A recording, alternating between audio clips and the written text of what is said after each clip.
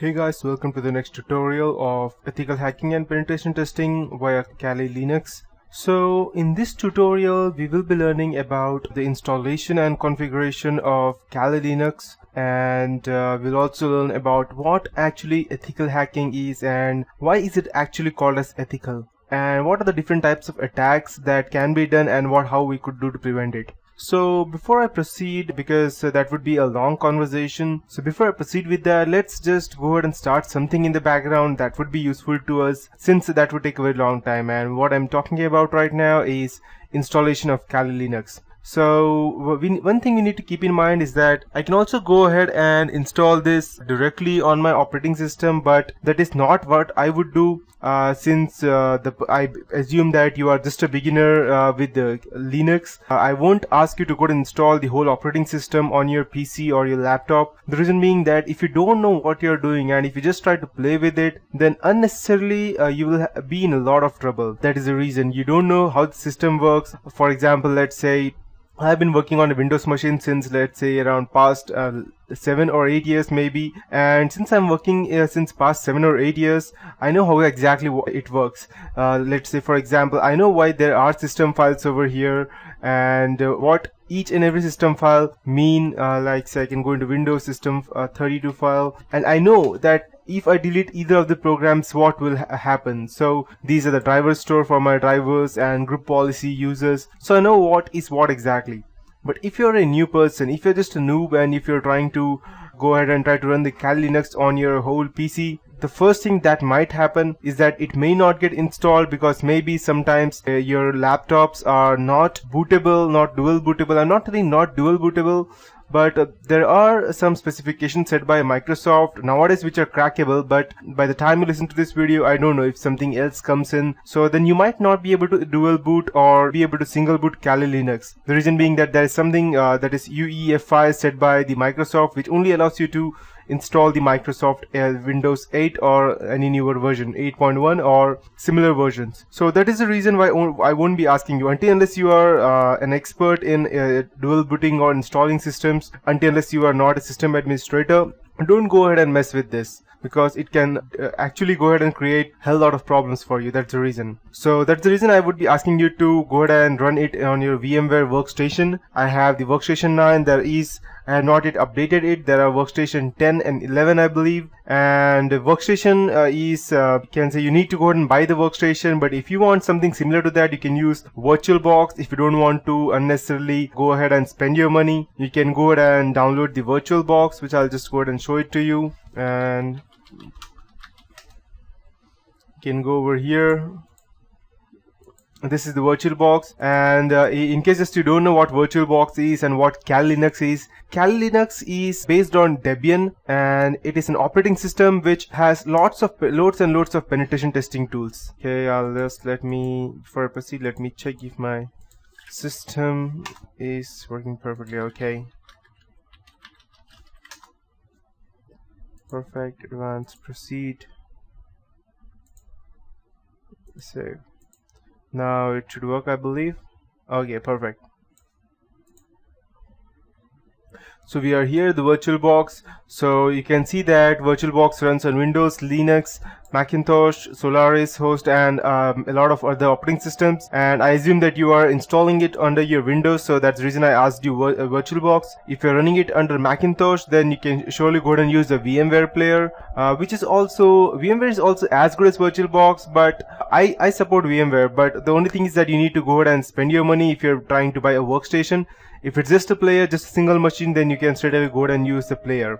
Okay, so if you want to download, you can go ahead and check the downloads option over here, and you have it for different versions of Windows, for 64 as well as 32-bit versions. And as of in my system, I have an 8GB RAM, so that's the reason I would be going ahead and using the 64-bit version. So you can go ahead and download it, everything from here. And besides, you also need to go and install the VMware tools or VirtualBox tools, whatever they have inside them.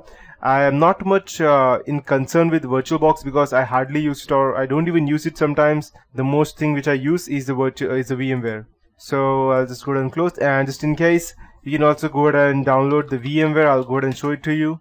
And yes, So this is VMware. It's just a virtualization platform that goes ahead and converts your that means you can go ahead and run a computer inside a computer, an operating system inside an operating system. So what I would do is that, let's say if I have a 6 or 8 GB RAM in my laptop or computer, then I can just go ahead and run this and assign 2 GB of its memory to my Linux or either of the operating systems. And the best part of Kali Linux is that it even runs in as less as 512 MB RAM. That's its best part.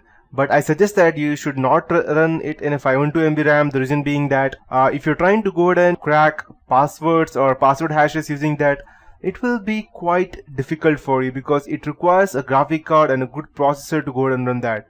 So since you are just learning Kali Linux and these are the basics for that, I'm only going to teach you how to install and do the basic stuff over there, so that once you are completely sure that you know what you're doing and the basic Linux commands and what kernels are and how to hack into them, only then I'll suggest you to go ahead and install the whole operating system so that you can go ahead and mess with anything you want and you will still be knowing what you're doing. So to come back, I'll just go ahead and show you over here. You can go to downloads version. We have vSphere over here, but we would be needing the VMware, so you can go ahead and check over here. These are for okay, so here it is, VMware Player. Perfect. So I'll just go ahead and open that.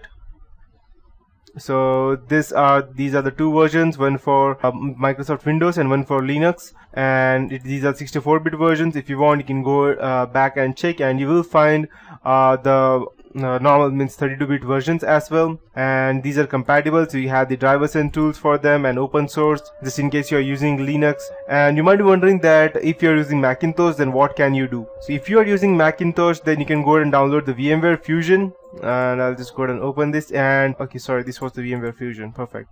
And just in case you want to buy, you can also go ahead and buy the Workstation. Workstation is far more better than the VMware, the normal VMware. The reason being that Workstation goes ahead and you can go ahead and connect two virtual machines at one time only. So that's far better, but you can do the same thing in VirtualBox and without spending any kind of money. So, but I support VMware because it has an extended support. That's the reason. So yes, you can go ahead and download these over here. These are for Mac and these are for the Windows. So yes, you can go ahead and download them. So once you have downloaded virtual VMware, you can just go ahead and click next, and it's quite easy. You don't actually have to do anything. Just go ahead and double click on the installer file, and once you have installed, you will see this VMware Workstation. If you are using let's say VirtualBox, then I won't be able to help you, but there is quite a suitable topic I can show you if you don't know how to install it. How to install VirtualBox.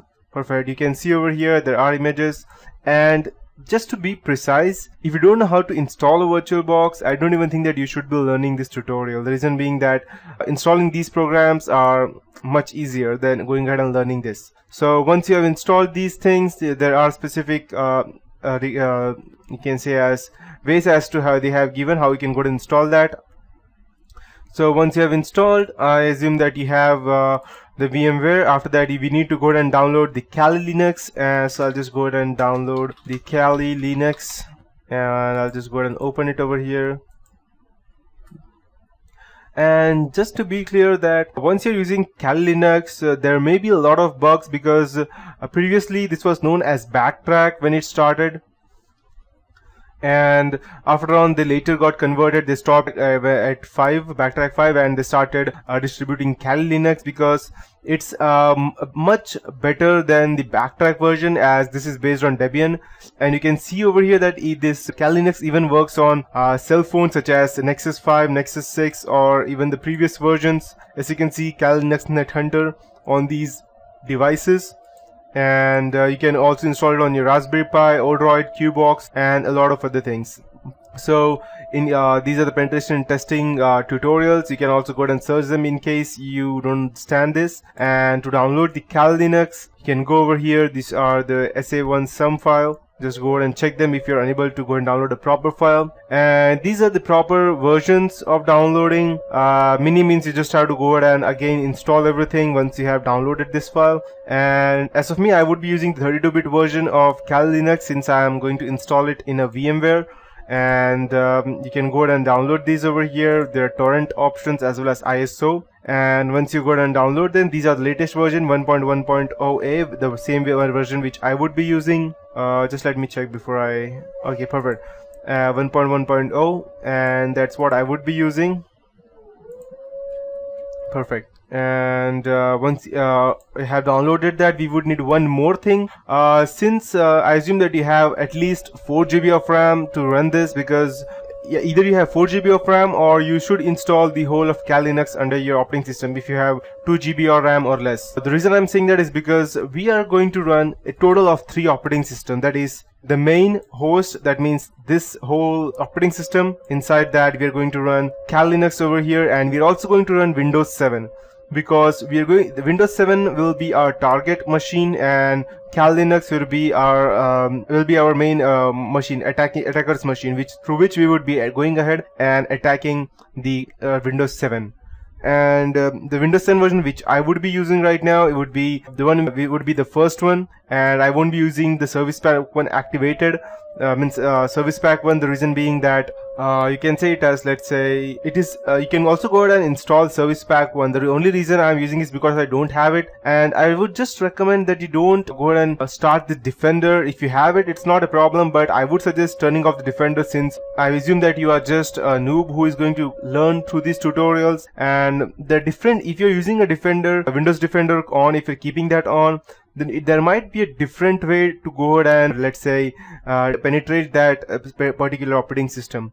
So that's the reason I'm not going to teach you how to go ahead and bypass the Windows Defender. So yes, so when you have all of these 3 things, after that we can go ahead and start with the installation and configuration of our operating systems.